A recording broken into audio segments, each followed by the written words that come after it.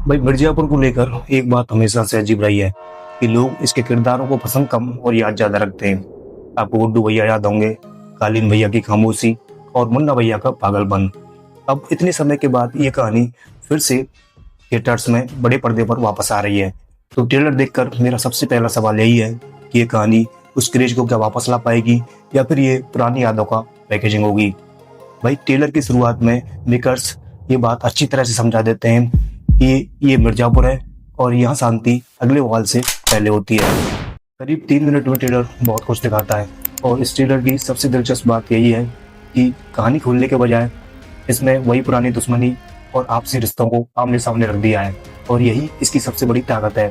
लोगों को लगता है कि इस सीरीज की सबसे बड़ी ताकत बंदूक और गोली है, लेकिन नहीं, इस सीरीज की सबसे बड़ी ताकत है कि कौन कब किसके साथ है और कौन समय आने पर पलट जाएगा। सीरीज में जिस किरदार की कमी धीरे धीरे महसूस होने लगी थी, ट्रेलर में वही आदमी ऐसा प्रभाव छोड़ता है कि कमरे में बैठे हुए सभी लोग मेहमान जैसे लगते हैं। चेहरे पर ज़्यादा एक्सप्रेशन नहीं है, लेकिन स्क्रीन पर आते ही पूरा माहौल बदल जाता है।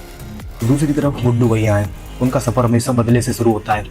अब मेरा सवाल यही है कि गुड्डू भैया सिर्फ बदला लेने वाले आदमी रह गए या फिर उन्हें उस दुनिया को चलाना भी आता है जिस दुनिया को उन्होंने कभी जलाया था।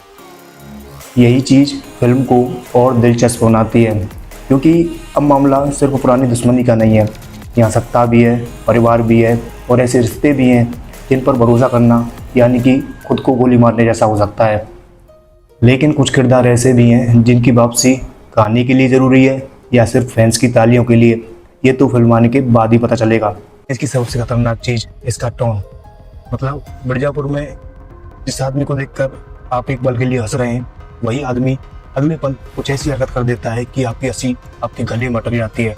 लेकिन यहाँ एक सवाल हो रहा है कि कहीं मेकर्स उसी पुराने मिर्जापुर सीरीज की कॉपी तो नहीं कर रहे। मेकर्स को लग रहा हो कि ऑडियंस वही डायलॉग सुनना चाहती है, वही किरदार वापस दिखाना चाहती है।